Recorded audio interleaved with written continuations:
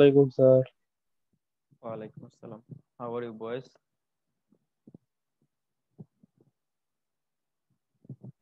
I'm fine, sir. Okay. So, in our last class, we have revised chapter 7. But today, I want to start chapter 8 because chapter 8 is a long chapter. If we do not start it, then after the city exam, we will suffer or we will face some problem to solve it. Time problem, okay? I want to start chapter 8. What is your opinion?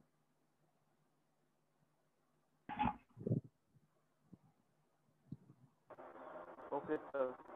Okay. আজকে basically যে topic গুলো পড়াবো এগুলো chapter 6 7ও ছিল, chapter 8ও আছে। হ্যাঁ, যেমন আমরা আজকে যে হিট চেঞ্জ, এনথালপি চেঞ্জ বা এক্সোথার্মিক এন্ডোথার্মিক রিঅ্যাকশন, এটা একটু ডেসক্রাইবলি পড়বো। ওই চ্যাপ্টারে তো জাস্ট একটু ডেফিনেশন ছিল আর কয়েকটা এক্সাম্পল ছিল, আর এখানে আমরা একটু ভিতর থেকে পড়বো। কেন, কিভাবে হিট চেঞ্জটা হচ্ছে, কিভাবে অ্যাবজর্বড হচ্ছে হিট, কিভাবে হিট ইভলভ হচ্ছে বা প্রডিউসড হচ্ছে। তো এইগুলো আমরা আজকে দেখবো। হ্যাঁ, আসসালামু আলাইকুম স্যার। ওয়ালাইকুম আসসালাম। How are you Fuad? আলহামদুলিল্লাহ fine sir, how are you? আলহামদুলিল্লাহ, I am also fine. 16 participants. Okay, I'm going to start.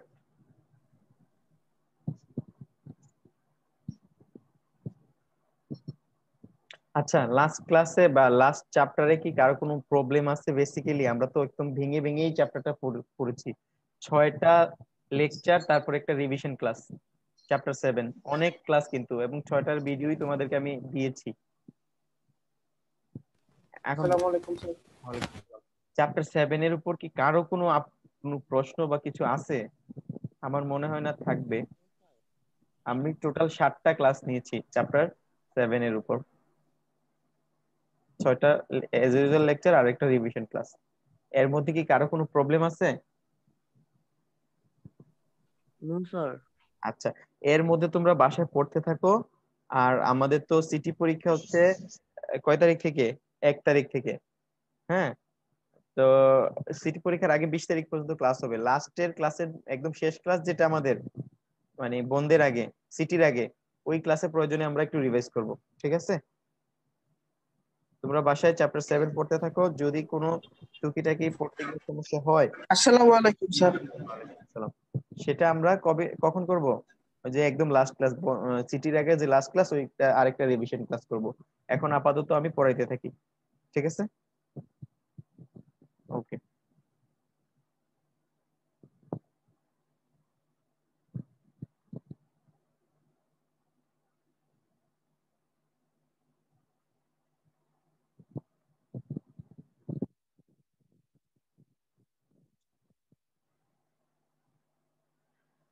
হ্যাঁ, first of all intermolecular forces.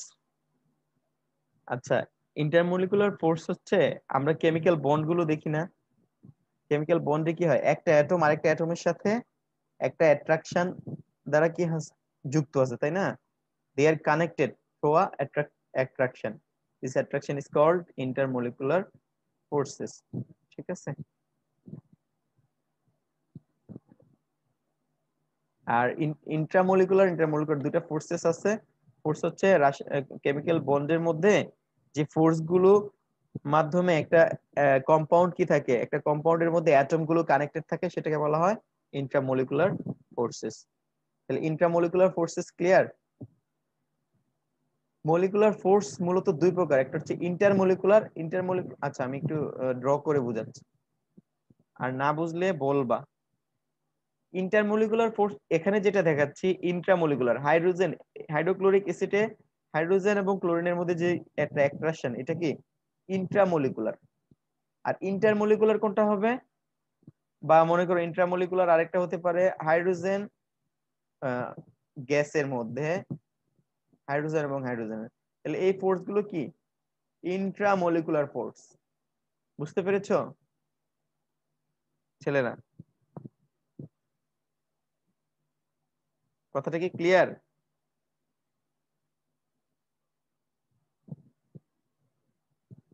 R intermolecular force কোনটা হবে? মনে করো একটা হাইড্রোজেন অণুর সাথে আরেকটা হাইড্রোজেন অণুর বন্ধন, একটা হাইড্রোজেন অণুর সাথে আরেকটা হাইড্রোজেন অণু। তাহলে ইন্টারমলিকুলার মানে হচ্ছে এক মলিকুলের সাথে আরেক মলিকুল, আর ইন্ট্রামলিকুলার মানে হচ্ছে একটা মলিকুলের নিজেদের মধ্যে ভিতরগত বন্ডের সাথে যে সম্পর্ক, সেটা হচ্ছে কি ইন্ট্রামলিকুলার ফোর্সেস। ক্লিয়ার ছেলেরা? কথাটা কি বুঝছো?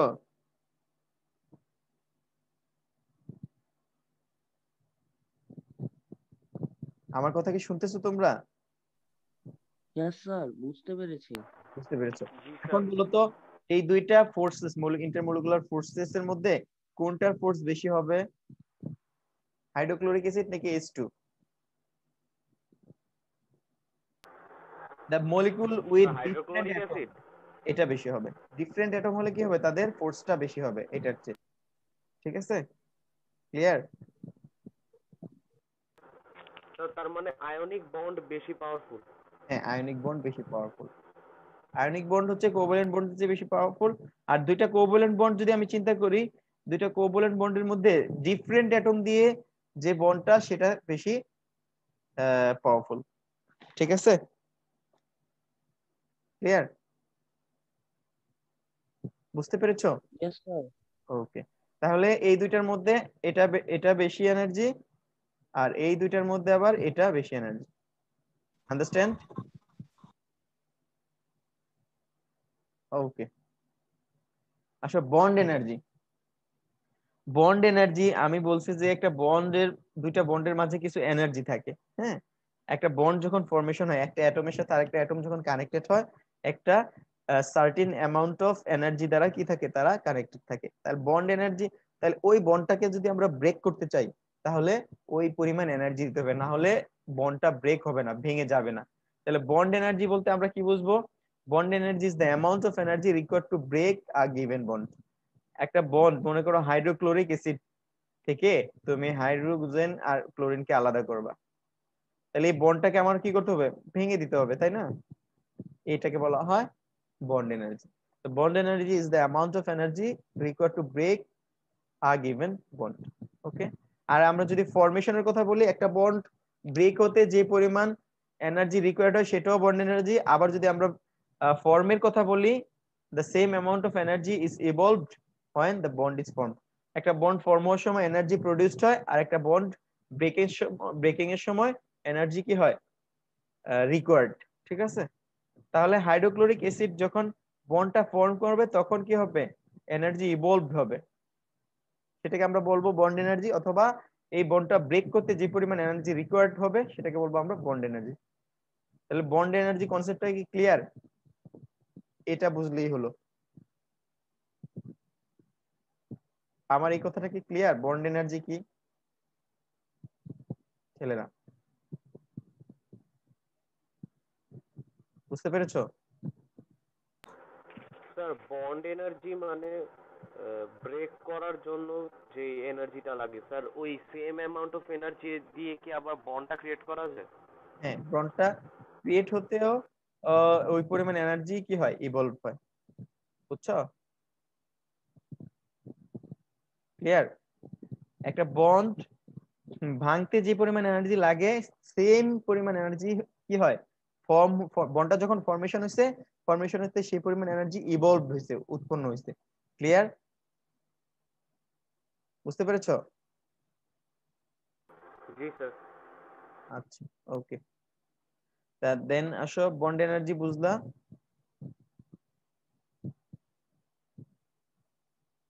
আসো আমরা রিঅ্যাকশন বুঝি। আচ্ছা, আমরা একটা দুইটা এক্সপেরিমেন্ট দেখবো এখানে। একটা এক্সপেরিমেন্ট হচ্ছে তোমার,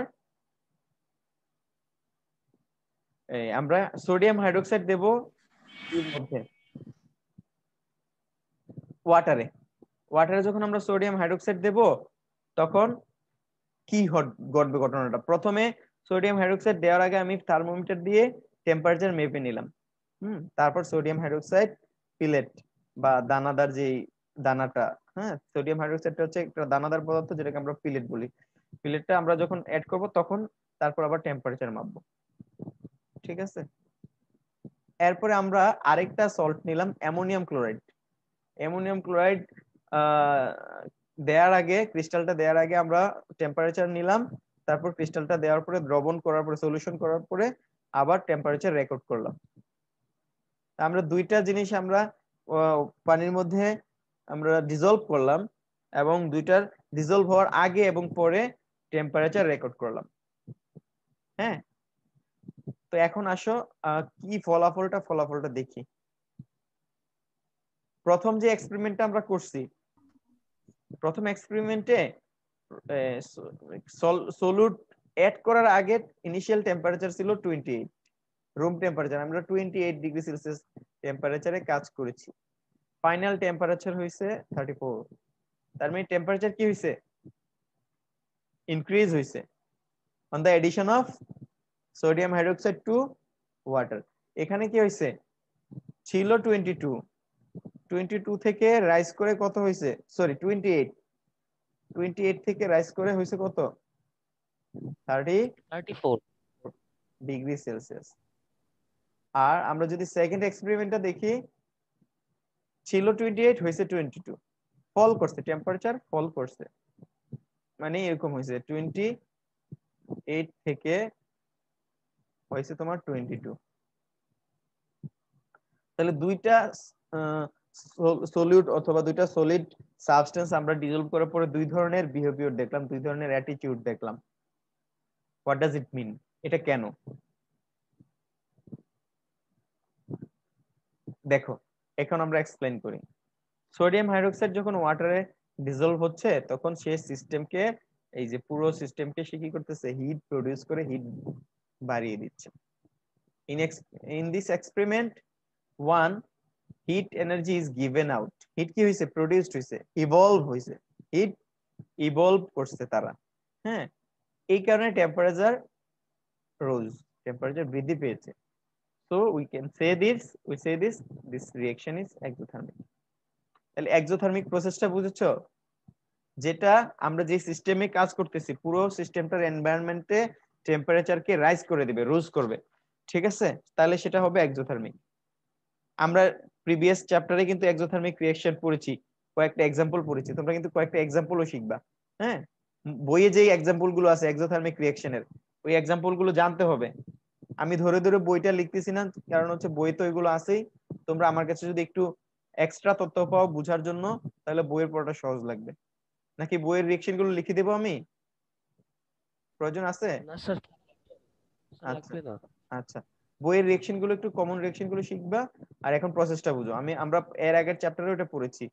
তাহলে যদি একটা সিস্টেমে হিট ইভলভ হয় সেটা আমরা বলবো এক্সোথার্মিক। যেমন ওয়াটারের মধ্যে সোডিয়াম হাইড্রোক্সাইড এড করলে, ওকে, পরীক্ষা আসতে পারে on addition of sodium hydroxide on water is this process is exothermic endothermic, কি হবে? exothermic। আচ্ছা, অ্যামোনিয়াম ক্লোরাইড যদি আমি দিই তখন কি হইছে? সে রিঅ্যাকশনটা ফর্ম করার জন্য, সে ডিজলভ হওয়ার জন্য এই সিস্টেম থেকে আমরা যে 28 ডিগ্রি সেলসিয়াসের ওয়াটার রাখছিলাম সেটা থেকে আরো হিট কি করছে? সে অ্যাবজর্ব করে নিছে। Heat energy was taken in, ঠিক আছে? এই ডিজলভ হওয়ার সময় টেকেন বা অ্যাবজর্বড, টেকেন আর অ্যাবজর্ব সেম কথা, অ্যাবজর্ব হয়েছে, ঠিক আছে? এই কারণে টেম্পারেচার ড্রপড অথবা temperature fall. This we say this change is endothermic. Clear?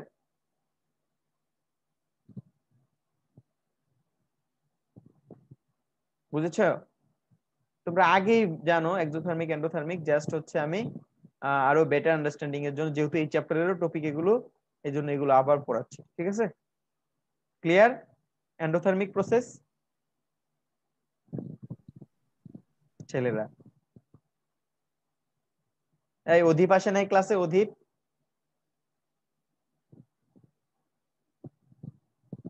এই রেসপন্স করো। তামিম, তুমি তো রেসপন্স করতে ক্লাসে, রেসপন্স করবা। নিলয়, জি স্যার।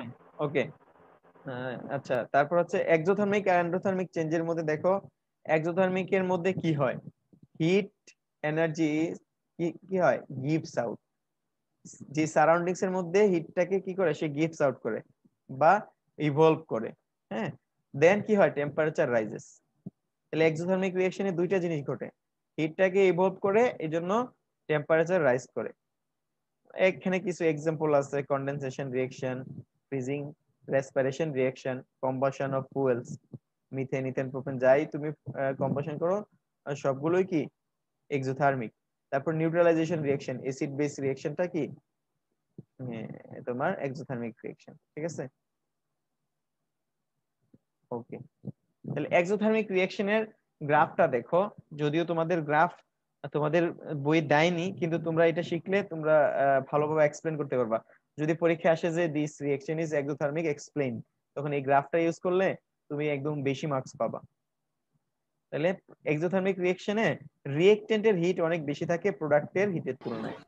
রিঅ্যাকটেন্ট থেকে প্রোডাক্টে যাওয়ার কারণে কিছু এনার্জি সে রিলিজ করে দেয় সিস্টেমে। যেহেতু রিঅ্যাকটেন্টের এনার্জি বা heat is a source of energy, এখানে এনার্জি মানে হচ্ছে হিট, রিঅ্যাকটেন্টের হিট কি থাকে, বেশি থাকে। রিঅ্যাকটেন্ট প্রোডাক্টে যাওয়ার সময় কিছু হিট সিস্টেমে ছেড়ে দেয়, ইভলভ করে বা গিভ আউট করে, ঠিক আছে, সারাউন্ডিংস কে দিয়ে দেয়। তাহলে গ্রাফটা হচ্ছে এরকম। স্যার আগের স্ক্রিনটা কি আরেকবার দেখাতে পারবেন? হ্যাঁ,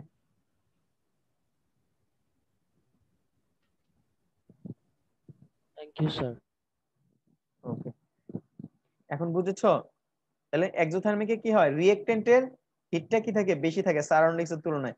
রিঅ্যাকটেন্ট থেকে যখন প্রোডাক্টে যাবে, প্রোডাক্টের তুলনায় রিঅ্যাকটেন্টের হিট বেশি, তো প্রোডাক্টে যাওয়ার সময় কিছু হিট ছেড়ে দিবে, ছেড়ে সে প্রোডাক্টে যাবে। বুঝছো? আচ্ছা, আর আসো এন্ডোথার্মিক। এন্ডোথার্মিকে কি হয়, হিট টেকস ইন, হিট কি করে, অ্যাবজর্ব করে। বুঝছো? তারপর এই কারণে যেহেতু সিস্টেম থেকে সারাউন্ডিংস থেকে সে হিটকে অ্যাবজর্ব করলো, নিয়ে নিল, টেক ইন করলো, তখন টেম্পারেচার ফলস। যেমন আমরা melting reaction, boiling reaction, photosynthesis, এগুলো হচ্ছে কিসের এক্সাম্পল, এন্ডোথার্মিক রিঅ্যাকশনের এক্সাম্পল। ওকে, এন্ডোথার্মিক রিঅ্যাকশনের গ্রাফটা দেখো, রিঅ্যাকটেন্টের তুলনায় প্রোডাক্টের হিট বেশি থাকে। রিঅ্যাকটেন্ট থেকে প্রোডাক্টে যে সে যেতে কিছু পরিমাণ হিট কি করা লাগে, অ্যাবজর্ব করা লাগে, টেক ইন করা লাগে। বুঝছো? কি পরিমাণ, ডেলেজ পরিমাণ। তাহলে রিঅ্যাকটেন্ট প্রোডাক্টের এখানে উঠতে কি certain amount of heat should be absorbed. বুঝতে পেরেছো? Yes sir. গ্রাফটা কি ক্লিয়ার? Yes sir. স্যার আবার একটু আগের স্ক্রিনটা। Okay, sure.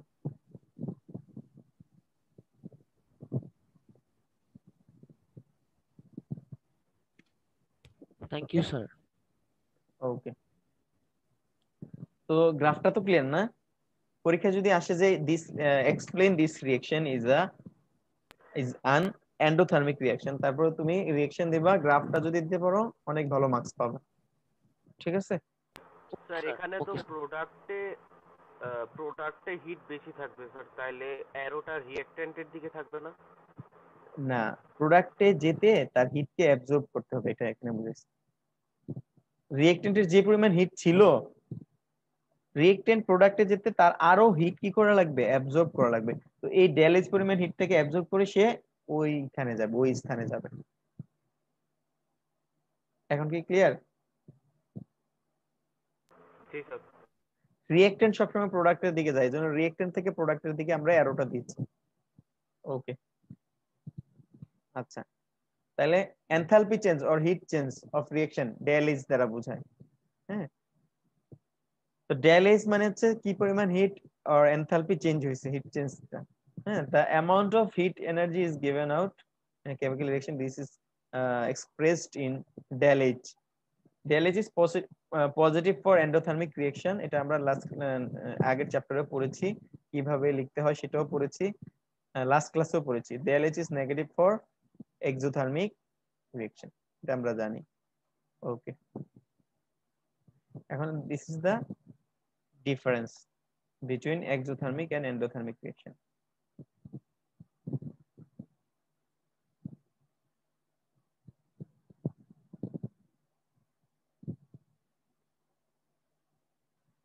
আচ্ছা, তাহলে আমরা এই কথাগুলো কিন্তু অলরেডি বলে ফেলছি যে প্রিভিয়াস স্লাইড গুলোতে। তোমরা স্ক্রিনশট নিয়ে রাখতে পারো এক্সোথার্মিকে কি হয়, strength of bond form greater than the strength of bond broken. মানে প্রোডাক্টের স্ট্রেংথটা কি হয়, বন্ড ফর্ম যে হয় সেটার স্ট্রেংথটা বেশি হয় কি রিয়েক্টেন্টের তুলনায়। ঠিক আছে, যেটা ফর্মেশন হবে সেটার স্ট্রেংথটা বেশি হয় এক্সোথার্মিকে, আর ওইটা এন্ডোথার্মিক তো উল্টা। আবার এক্সোথার্মিকে মোর এনার্জি ইভলভ, বেশি এনার্জি কি হয় ইভলভড হয়, আর এন্ডোথার্মিকে মোর এনার্জি অ্যাবজর্বড হয়। Net releases of heat energy to surroundings, রিলিজটা কিন্তু হয়, হিট এনার্জিটা রিলিজ হয় কোথায়, সারাউন্ডিংস এ, আর হিট এনার্জিটা অ্যাবজর্ব হয় এন্ডোথার্মিকে, সারাউন্ডিংস থেকে অ্যাবজর্ব করে নেয়। Temperature of the surroundings increases, হ্যাঁ, আর এটাতে temperature of the surroundings drops. Reaction mixture feels warm, reaction মিক্সচারটা গরম হয়ে যায়, রিঅ্যাকশন মিক্সচার ফিলস কোল্ড। কথা ঘুরে ফিরে একটাই, একটু এক্সপ্লেন করে করে লিখছে আর কি। ক্লিয়ার সামারিটা? জি স্যার। ওকে, এখন আসো ক্যালকুলেশন অফ এনথালপি চেঞ্জ।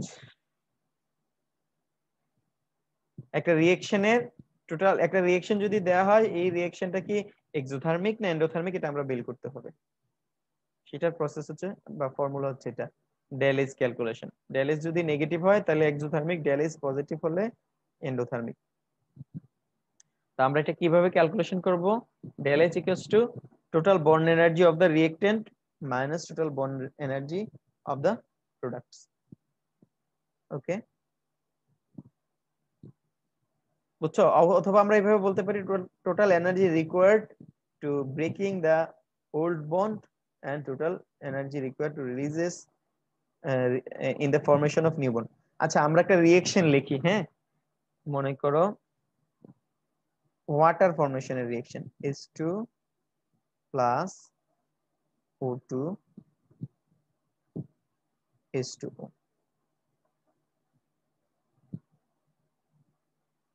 আচ্ছা তাহমিদ, তুমি বলো তো এটা ব্যালেন্স করব কিভাবে, রিঅ্যাকশনটা ব্যালেন্স করব কিভাবে, কোথায় কি দিতে হবে?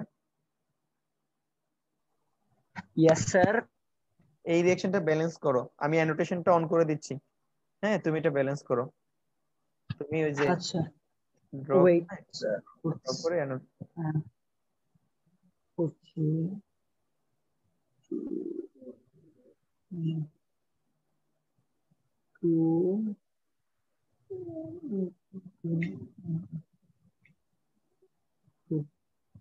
স্যার ঠিক আছে? না, ঠিক নেই।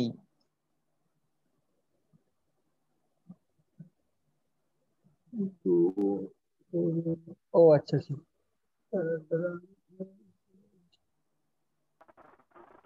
দেখেন স্যার দিছি।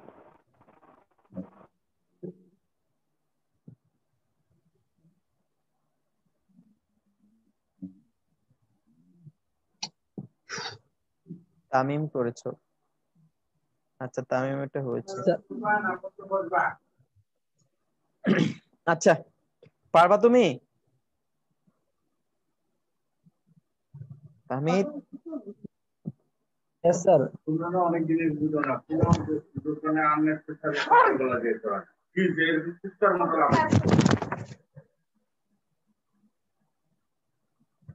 1 মিনিট সময় আছে তোমার, তোমাকে আর 1 মিনিট দিলাম।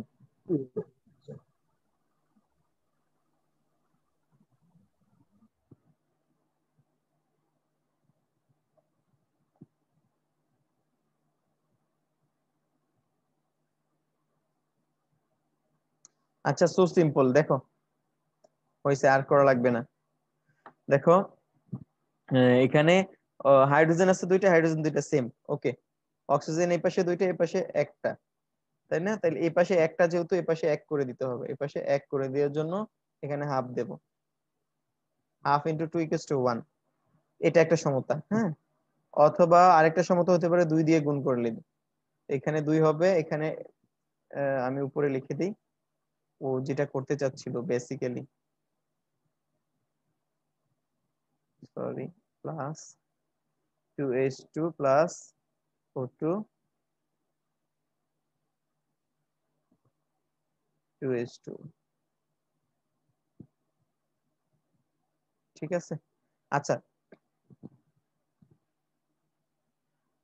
আচ্ছা, এখন দেখো আমার যে রিয়েকশনটা হলো, এই রিয়েকশনে আমার কথা কি শুনতে পাচ্ছ? Yes sir. আচ্ছা, এই জি স্যার। রিয়েকশনটা হওয়ার জন্য যেটা হচ্ছে, এখানে প্রথমে হাইড্রোজেন হাইড্রোজেন বন্ড ছিল, এই বন্ডটা ভাঙা লাগতেছে, এই বন্ডটা কি হচ্ছে, ভাঙতেছে। প্লাস অক্সিজেন অক্সিজেন বন্ড ছিল, সেটাও ভাঙা লাগতেছে। এই রিয়েক্টেন্ট পার্টের বন্ড গুলো ভেঙে ফেলতে হবে, এবং রিয়েক্টেন্ট পার্টের বন্ড গুলো ভাঙলেই কি হবে, হাইড্রোজেন ফ্রি হবে এবং অক্সিজেন ফ্রি হবে, এবং তারা হাইড্রোজেন অক্সিজেন দুইটা বন্ড করাবে। তাহলে এখানে যেটা হচ্ছে, এই বন্ডগুলো রিয়েক্টেন্টের বন্ডগুলো ভাঙতেছে আর প্রোডাক্টের বন্ডগুলো ফর্ম হতেছে। Bond breaking, hair is bond breaking. তাহলে দেখো এই ব্রেকিংটা হতে হবে, ব্রেকিং হতে যে পরিমাণ এনার্জি রিকোয়ার্ড সেটা আমরা কাউন্ট করতে হবে। আর এটা হচ্ছে বন্ড কি ফরমেশন, এই পাশে কি হচ্ছে, বন্ড ফরমেশন, ফরমেশন। আচ্ছা স্যার একটু আগে তো জানলাম যে এই দুইটা এনার্জি সবসময় ইকুয়াল হবে, তাহলে মাইনাস করলে তো স্যার জিরোই হয়। আমার কথা বুঝো নাই, দুইটা এনার্জি বলে নাই। হাইড্রোজেন হাইড্রোজেন বন্ডটা ব্রেকিং করতে যে এনার্জি, হাইড্রোজেন হাইড্রোজেন বন্ডটা ফর্ম করতে সেই এনার্জি, সেটা বলছি। কিন্তু এখানে কি হাইড্রোজেন হাইড্রোজেন বন্ড ফর্ম হচ্ছে নাকি হাইড্রোজেন অক্সিজেন? ও ও সরি সরি। এবার কি ক্লিয়ার? জি স্যার। আচ্ছা, এখন হচ্ছে বন্ড এনার্জি গুলো আমার জানতে হবে অঙ্ক করার জন্য। বন্ড এনার্জি, ধরো এই বিক্রিয়াটা ওয়াটার কি এক্সোথার্মিক নাকি এন্ডোথার্মিক, এই রিঅ্যাকশনটা আমরা এখন ট্রাই করব। এটা করার জন্য আমার কয়েকটা ভ্যালু লাগবে। আমার ভ্যালু লাগবে হচ্ছে তোমার এই ভ্যালুটা লাগবে, অক্সিজেন অক্সিজেন ডাবল বন্ড, এই ভ্যালুটা লিখো, আমি পরের স্লাইডে গেলে এই ভ্যালুটা বলবা। তারপর হচ্ছে লাগবে আমার হাইড্রোজেন হাইড্রোজেন সিঙ্গেল বন্ড, তারপর লাগবে হচ্ছে তোমার হাইড্রোজেন অক্সিজেন সিঙ্গেল বন্ড। এই তিনটা ভ্যালু একটু লিখো, আমি পরের স্লাইডে গিয়ে এই রিঅ্যাকশনের এনথালপি বের করব। লেখা হয়েছে ছেলেরা?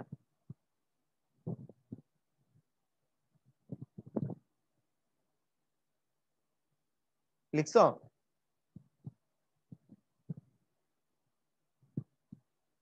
আচ্ছা, রেসপন্স করো, রেসপন্স করলে ক্লাসটা নিতে একটু ভালো লাগে।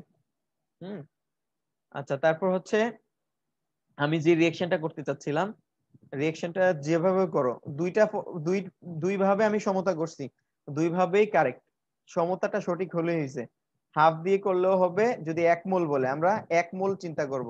পরীক্ষায় আসতে পারে ক্যালকুলেট দা কি heat change of 1 mole of water, এজন্য আমি হাফ দিয়ে করছি। তুমি যদি 2 দিয়ে করো তাহলে তো 2 মোল ওয়াটার হয়ে গেল, তাই না? বুঝতে পারছো প্রবলেমটা কোথায়? Yes sir. তাহলে এই হিট চেঞ্জের অঙ্কতে 1 মোল করার চেষ্টা করবা, এজন্য আমি হাফ দিছি। তাহলে ব্যালেন্সিংটা কি সবাই ক্লিয়ার ক্লিয়ার হয়েছে? ইয়েস স্যার, বুঝতে পেরেছি। আচ্ছা, তাহলে আমি এটা সলভ করব। হেয়ার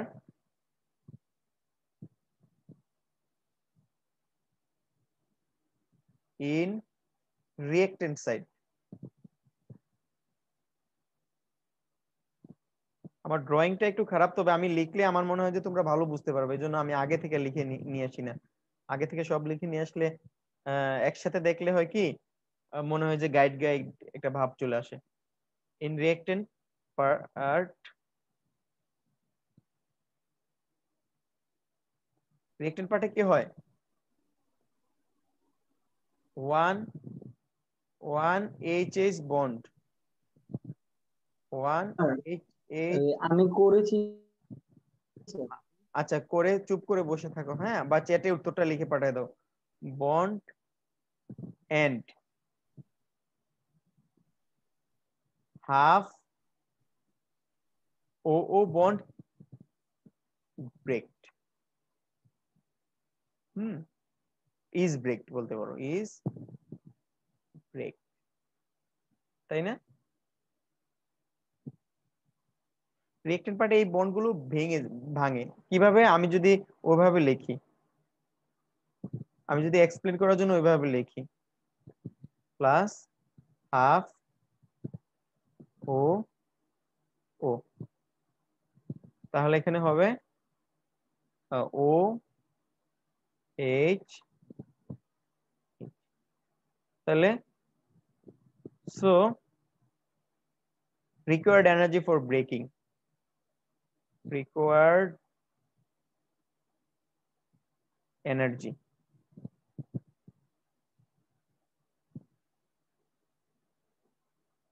on breaking, আর ভ্যালু গুলো তো দেয়াই থাকবে তাই না, ইকুয়ালস টু ও 1 ইনটু এই এটা কত, এইচএস বন্ড ব্রেকিংটা কত ছিল বলো তো, আমি লিখতে বলছিলাম।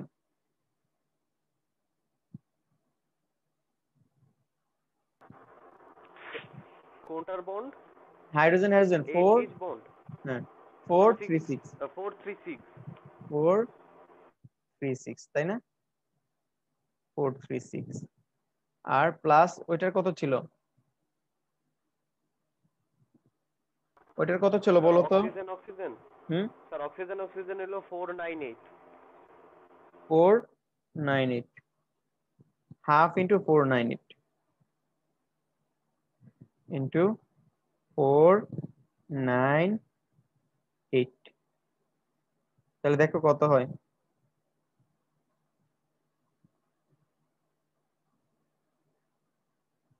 কত হয়, এখানে একটা ভ্যালু আসবে, বলো করো তো, করে বলো তো কত হয় ছেলেরা, স্যার 685। 685 685 ঠিক আছে, কিলো জুল, 685 কিলো জুল। ওকে, বুঝতে পেরেছো? এখন আসো প্রোডাক্ট পার্টে যাব। এই প্রোডাক্ট সাইড কি হয়, two in product, in product, প্রোডাক্টে কি হয়, কয়টা বন্ড ফর্ম হয়, two HO bond is formed, 2 HO bond is formed,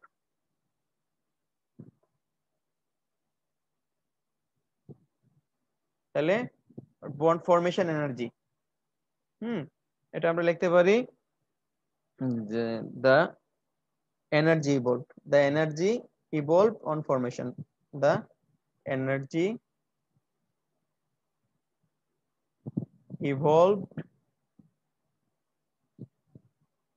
on formation,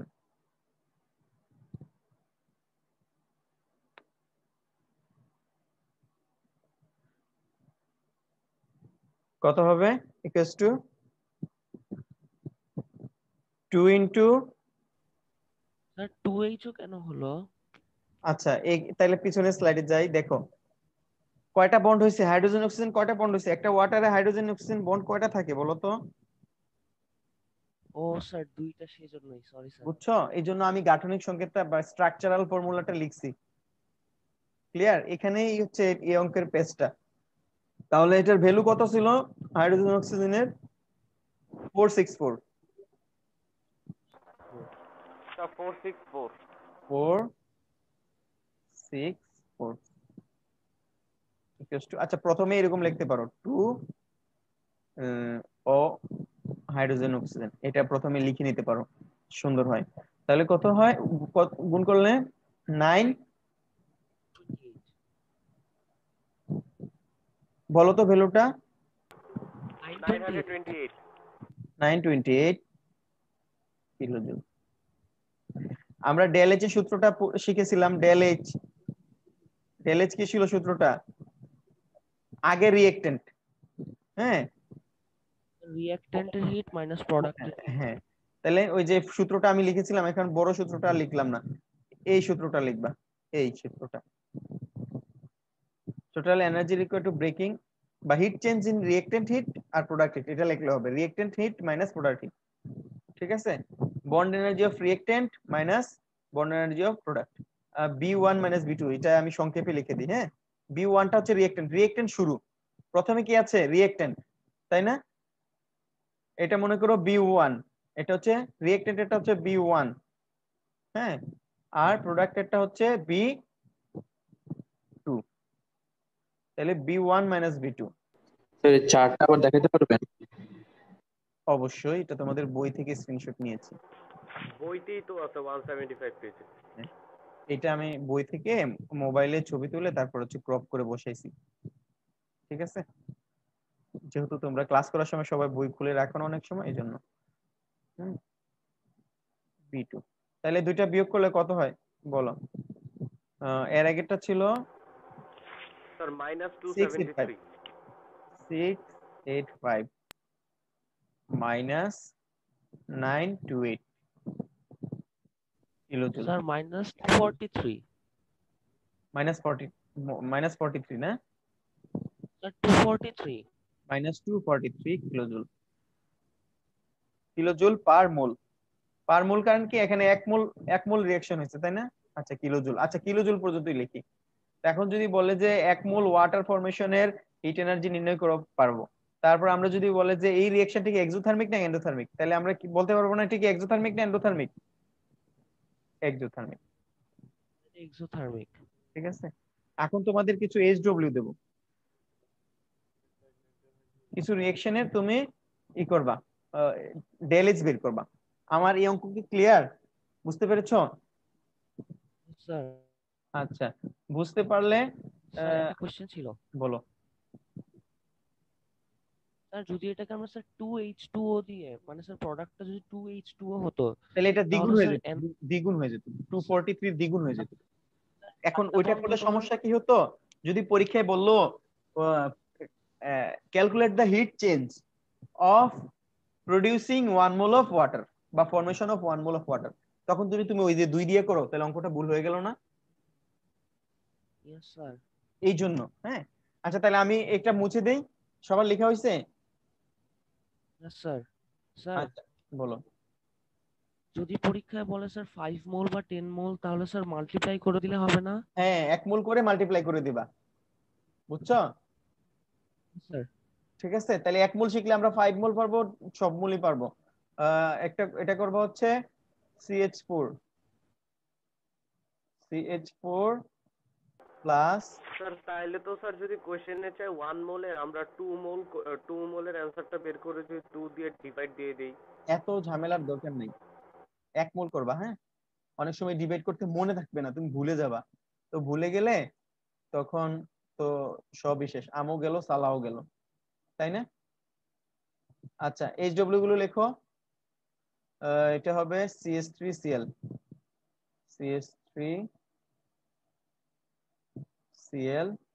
plus HCl, এটা করবা। তারপর করবা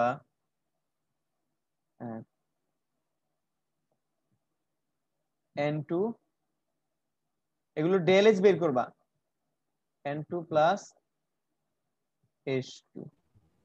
স্যার ডেলএইচ কি 1 মোলে? হ্যাঁ 1 মোলে, বা যে সমতাকরণ করে বিক্রিয়ায়, আমি তো বিক্রিয়া দিয়ে দিছি, হ্যাঁ, এই বিক্রিয়ায় যদি বিক্রিয়া দিয়ে দেয় তখন তো বলেই দিল কত মোলে, ঠিক আছে? Yes sir. আচ্ছা